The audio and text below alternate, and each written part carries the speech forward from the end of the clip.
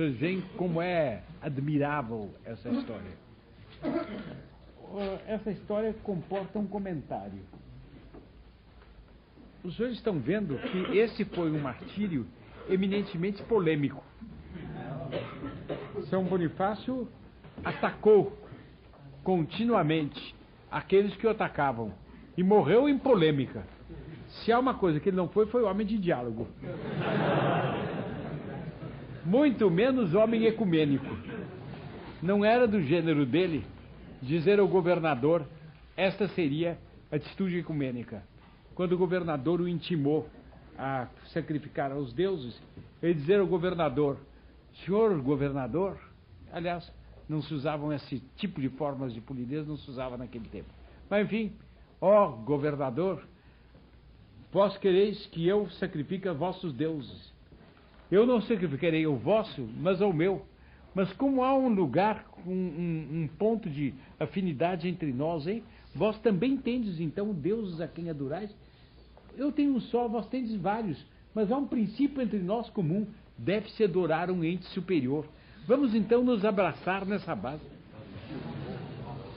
Começa o governador e meteria uma bofetada. Bem, e depois, ainda que não metesse, ele estaria renegando o verdadeiro Deus. Porque é claro que, não existindo a mentira total, mentira completa não existe. Toda mentira tem um fundo de verdade, não se escapa disso. Se eu digo que Pedro é branco, mas de fato Pedro é preto, um diz que é Pedro, eu minto dizendo que ele é branco, mas eu afirmo uma verdade: Pedro existe. Não há mentira total. Toda mentira tem que ter um fundo de verdade. Então a gente confraterniza com todos os erros do mundo, porque não há um erro que não tenha um fundo de verdade. É uma demência. Bem, mas ele não é nada assim, ele é polêmico. E até depois de morto ele polemiza. Cortam-lhe a cabeça, a terra treme. Os senhores deixam transparecer, no modo de se alegrarem e até de se entreterem mesmo com alguns aspectos desse fato histórico sublime, os senhores deixam transparecer na sua alegria uma certa surpresa. É um fundo de surpresa. E eu compreendo essa surpresa. Porque as histórias de mártires divulgadas habitualmente não são assim. Nem todos os santos tiveram este procedimento do martírio. Deus tem suas vias e tem os modos pelos quais ele conduz os santos para a realização de seus desígnios. E alguns morrem numa serenidade extraordinária, com uma mansidão extraordinária. Outros morrem polemizando. Uns e outros dão glória a Deus. Cada um dá glória a Deus do modo pelo qual Deus quis. Mas Deus quis que vários dessem glória a Ele polemizando. Por que é que não se contam, nas histórias habitualmente divulgadas, não se contam promiscuamente umas e outras histórias? Dos que morreram, aquela linda palavra da Escritura que profetiza nosso Senhor Jesus Cristo: assim como a ovelha que é levada para a morte, ele não abriu a sua boca. Quer dizer, deixou-se matar sem protesto. Bem, nosso Senhor Jesus Cristo não precisa dizer mais nada, está dito tudo. Bem, assim como ele por alguns quer ser glorificado assim, e essas histórias se contam, ao menos no meu tempo contavam bastante, assim há outros que Deus quis glorificar por esta maneira. Por que essa história não se conta? Por que é uma surpresa saber que alguém foi martirizado assim? Se Deus é glorificado com uma coisa e outra, queiramos nós e admiremos uma coisa e outra, porque ambas dão glória a Deus. Por que essa discriminação? Hoje falam tanto contra a discriminação. Por que essa discriminação?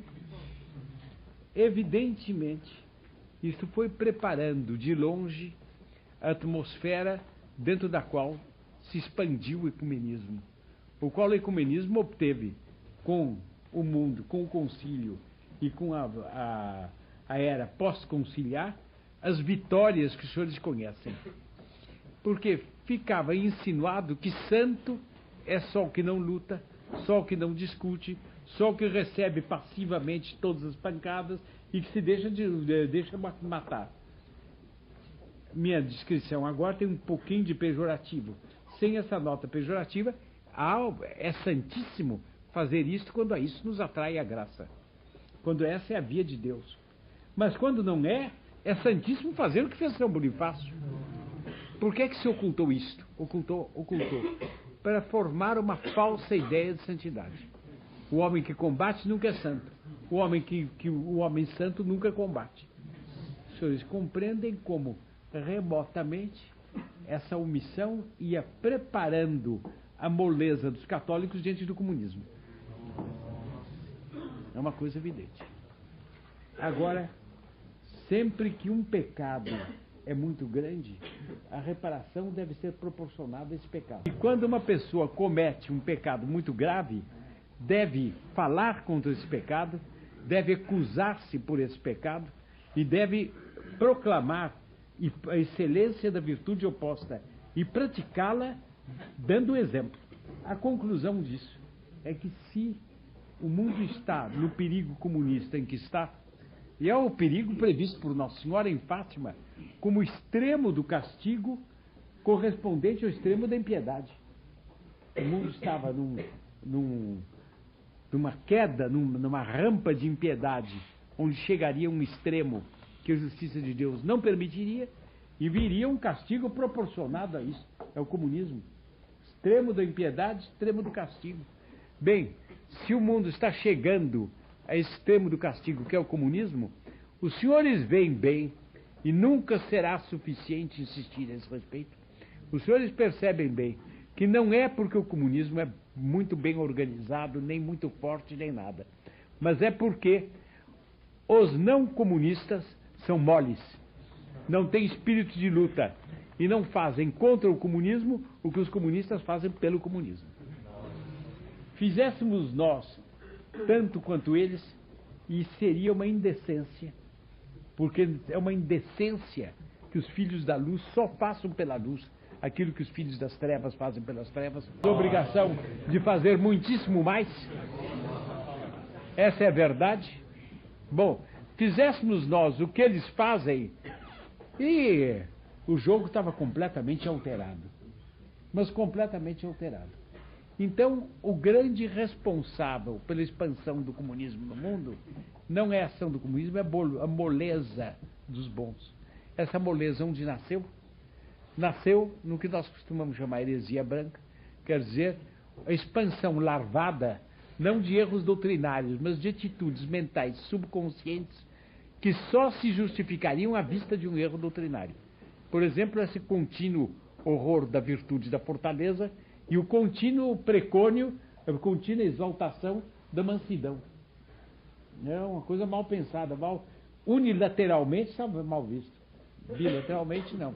Então, eu digo, uma vez que tem tanta responsabilidade isso, nós podemos pensar no Reino de Maria, em que nós devemos imaginar a reparação dos católicos com igrejas, com vitrais, com mosaicos, com esculturas, com pinturas, lembrando a toda a posteridade até o fim do mundo a infâmia dessa moleza, lembrando quanto custou para os homens resistir a essa moleza, e depois lembrando a bagarra e a intervenção de Nossa Senhora para dar a vitória aos que lutarem. E depois a reparação, a fortaleza que terão nos séculos futuros aqueles que serão santos do Reino de Maria.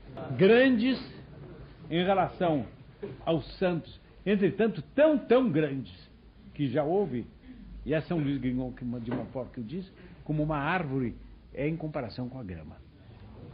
Então nós deitemos os olhos por cima dos tormentos, por cima da bagarra, deitemos os olhos para esta época vindoura e nos animemos com ela, nos alegremos com ela,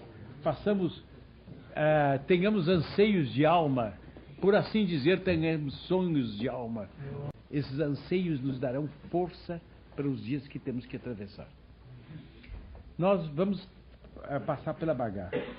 Os senhores sabem que o homem deve rezar para ter uma boa morte, porque a luta por ocasião da morte pode ser tão dura que o homem facilmente. É possível, e às vezes, conforme a vida que tenha levado, conforme a vida que tem levado, é fácil que não resista às tentações do fim. Então se reza sempre por nós pecadores, agora e na hora de nossa morte. Na hora de nossa morte, na hora de nossa morte. A preocupação da boa morte é contínua. Antigamente havia confrarias que eram constituídas por pessoas que rezavam para terem uma boa morte e que, de outro lado, rezavam para que Nossa Senhora e São José, Nossa Senhora e Nosso Jesus Cristo, Nossa Senhora e São José, a Sagrada Família, assistisse o moribundo como São José foi assistido por Nossa Senhora e Nosso Senhor Jesus Cristo. O modelo do moribundo, porque ele teve Nossa Senhora presente, Nossa Senhora ali. Se pode ter mais, é o patrono da boa morte. Havia confrarias. Aqui em São Paulo, na Rua Tabatinguera, ainda há uma igreja da boa morte, que é de Nossa Senhora da Boa Morte, para pedir pela boa morte para si e para os outros. Bem, quem sabe se então nós seremos especialmente alentados se rezarmos desde já para Nossa Senhora nos dar ânimo quando chegar a hora do perigo. Aí está, meus caros, salvo alguma retificação ou algum acréscimo que o Padre Davi queira fazer, aí está o santo do dia de hoje. Nós podemos, se nenhum dos senhores tenha também nada a perguntar, podemos encerrar o nosso santo do dia pedindo a São Bonifácio que vele por nós, a esses mártires cujo nome provavelmente não é conhecido, mas que são conhecidos no céu. Deus os conhece, Nossa Senhora os ama, pedir que eles rezem por nós e com isso caminharmos para a realização dos ocultos desígnios de Deus, de Nossa Senhora, Rainha do Universo sobre nós, caminharmos com confiança, mas com humildade, pedindo, pedindo, pedindo, porque sem o apoio da graça não se consegue nada. São Bonifácio não conseguiu isso porque era corajoso. Ele poderia ter uma certa coragem natural, mas ele conseguiu isso porque a graça o ajudou e ele correspondeu à graça. Vamos pedir para nós essa graça também. Meus caros, está encerrado então o Santo do Dia.